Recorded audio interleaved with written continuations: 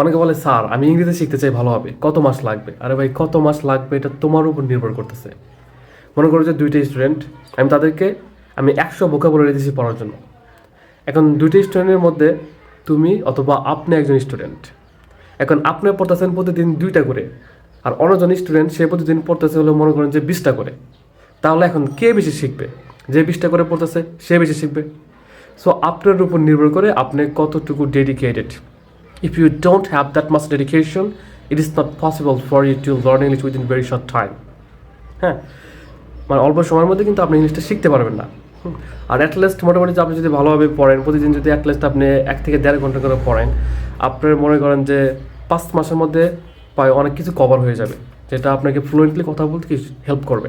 কিন্তু ধৈর্য ধরে প্রতিদিন কিন্তু পড়তে হবে। হ্যাঁ, মাঝখানে হয়তো ব্রেক হতে পারে কোনো সমস্যার কারণে। অ্যাটলিস্ট 1 সপ্তাহে 4 থেকে 5 দিন পড়তেই হবে নিয়মিত, 1 থেকে 1.5 ঘন্টা করে। তাহলে আপনি পারবেন, কেন পারবেন না? আমি নিজে তো একসময় পারতাম না, আর এখন পড়াচ্ছি বিভিন্ন কয়েকজন বিসিএস ক্যাডারকে পড়াচ্ছি, কয়েকটা থানার অফিসার ইনচার্জকে পড়াচ্ছি, কয়েকজন লয়ারকে পড়াচ্ছি, ইংলিশ ডিপার্টমেন্টে অনেক স্টুডেন্টকে পড়াচ্ছি। কিন্তু আমি নিজে একসময় পারতাম না, আমি শিখছি না, আমি অবশ্যই শিখছি, এখন কি শিখাচ্ছি। So dedication is the most important things. You should have that much dedication to be successful in your life. So be dedicated, and if you want to learn English from me personally in 1-to-1 session, just knock করতে পারেন। 1-to-1 বর্তমানে অনেকজনকে পড়াচ্ছি, আপনি করতে পারেন।